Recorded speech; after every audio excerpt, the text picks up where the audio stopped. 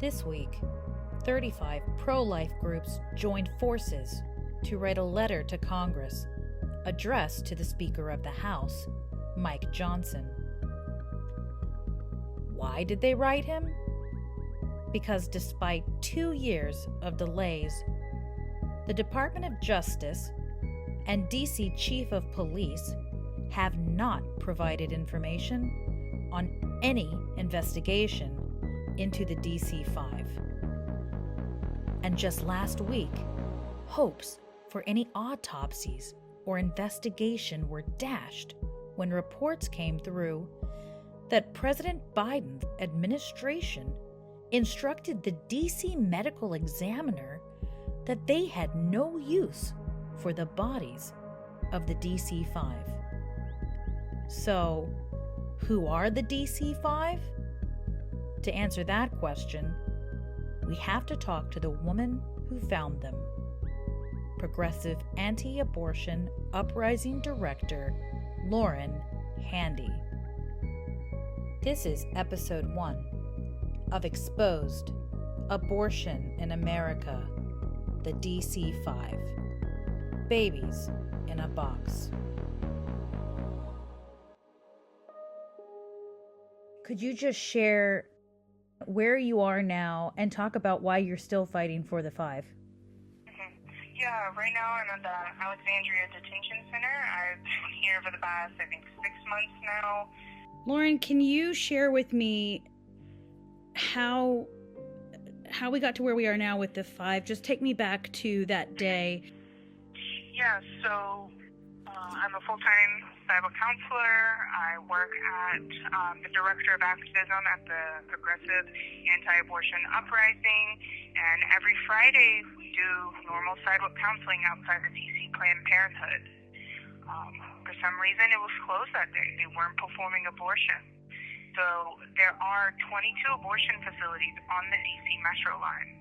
And so we decided, okay, well, since the Planned Parenthood is closed, we'll go to another location. So myself and Teresa Bukovinak, the founder of PAL, we went to Washington Surgery Center. They do abortions past 30 weeks for elective reasons, meaning healthy mother, healthy parent, healthy baby. So non-medical emergency reasons, abortion is through these later stages of pregnancy. We went there, we had roses with us and passed out resources to these people who are facing these crisis pregnancies. And when we pulled up to this late-term abortion facility, we saw it was a medical waste provider and picking up the medical waste, well, we assumed, of Washington Surgery Center. So we got out of the car and we immediately went up to him, asked him, where are these boxes? What's in these boxes? He didn't know what was in these boxes, and he double-checked to see if they were from Washington Surgery. There's a big sticker on there that said Washington Surgery, and myself and Teresa were talking to him. We were like, there's babies in there. There's dead babies in there. And he said, well, what are you going to do with it? And I said, a funeral and a burial. And he agreed to it. And I took the box, and we went back to my apartment. We didn't realize what we were truly going to be about to be headed to. And when we opened the box, and there's video of it that's been posted, and you can hear me say, it's just babies, And that's when I was first introduced to the 5. Seeing perfectly formed humans, babies, well advanced in their age, mangled bodies, ripped to shreds, their skin ripped off their bodies, her one eye open, her skull crushed, or in their amniotic sac and perfectly formed, and you see their foot from the outside of the sac, and it was so haunting. And we spent 5 days trying to look for someone to do an autopsy for these children, because the wound patterns for the advanced aged children, wound patterns suggest partial birth abortion, being born less alive, and we needed to have that autopsy. When we exhausted our options, we we realized that we have to call them the DC medical examiner, DC police, and through lawyers, we ourselves arranged for those children to be picked up by the DC medical examiner. We were told that the DC medical examiner was coming to the house and to leave the door unlocked. And myself and Teresa were staying at her apartment because we were not eating or sleeping at my apartment while the children were in my apartment, to be as respectful as possible to the situation. That morning, we were on March 30th, we went there to see if the medical examiner picked up the children like they said they were, but I was arrested out in front of the sidewalk by the FBI. So the DC medical examiner came and they took everything. It was very solemn. People were very clearly disturbed. I mean, when you're seeing fully formed babies, like what you would traditionally think of as a child, it is very disturbing, and it's further shown when you see the picture. Then Congress quickly got involved, started sending letters, calls for justice, and very quickly an international movement around this issue formed. Calls for justice for the 5, justice for these children, because it was the face of elective, all-term, late-term abortion. People, the abortion industry wants to paint elective, all-term abortion as tragic cases, but we know that is less than 1% of all abortions in America. And I sidewalk counsel or do sidewalk advocacy outside these places, and it's people who can't pay their rent. It's people who are in intimate partner violence, and here we are. We're seeing the face of the reality of the abortion industry, of what they're trying to hide, and it shocked everyone. But time fades as we're waiting for justice. Try to get people, just keep remembering that initial feeling, that initial response of that calls for justice. And Lauren, can I ask you something? Yeah, of course. When I was reading the media coverage, the mainstream media coverage of this, what struck me the most was they kept reporting that there were quote-unquote fetuses in a box in your house, but they never asked how they got in the box.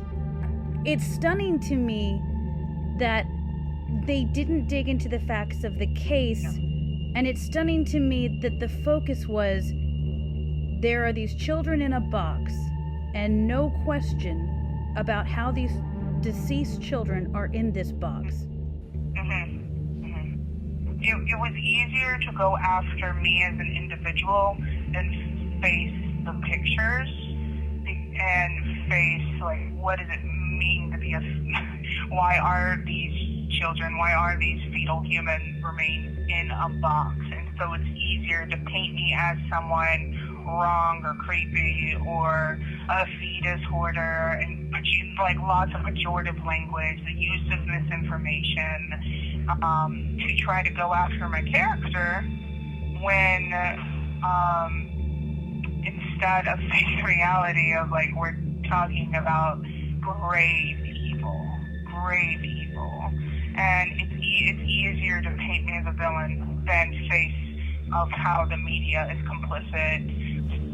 I had a lot of reporters, and they went in very negative, who trying to disprove what I was saying, and they met me, they talked with me, they saw the pictures, and suddenly these pro-abortion news reporters were now pro-life.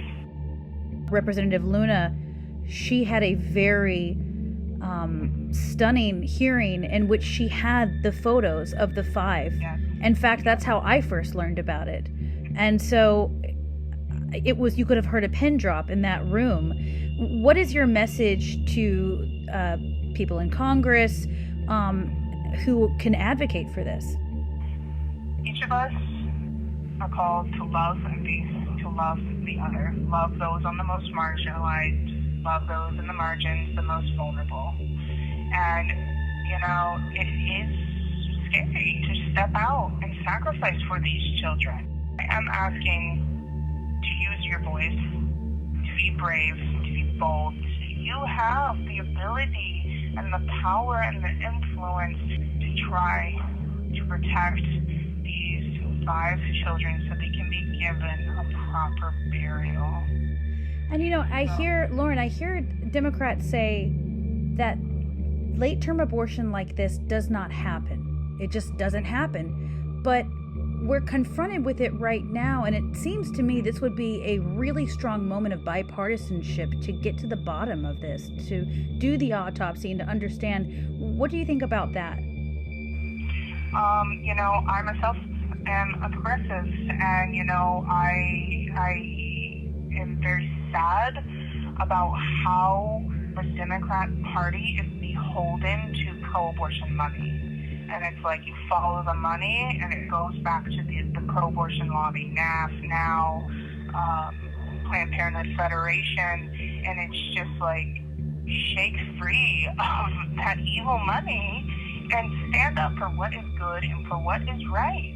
You can do that. It's not about what political party line is. It is what is good and how justice needs to prevail. It surpasses party lines. To love your neighbor as yourself surpasses party lines. That when we love boldly, hope will follow. And I truly have hope that another world is possible. And that's why even at Alexandria Detention Center, I can have joy and I can have peace because I have a radical hope that justice will prevail.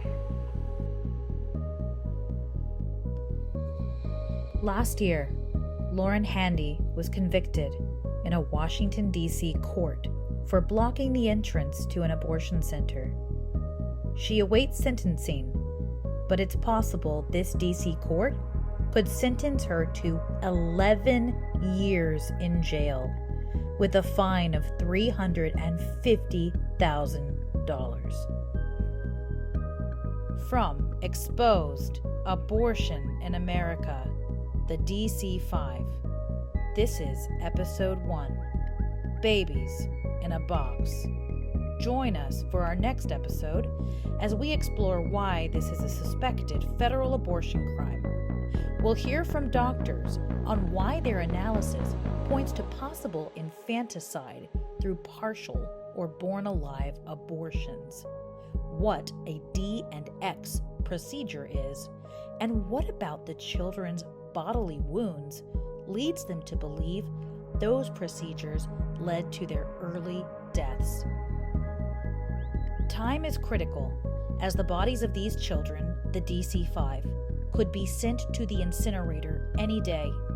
If you, like us, want an investigation and an autopsy done to confirm the truth of the children's untimely demise, please contact Mayor Muriel Bowser and the DC Chief of Police. Please tell them that you demand justice and to not destroy the bodies of the DC-5.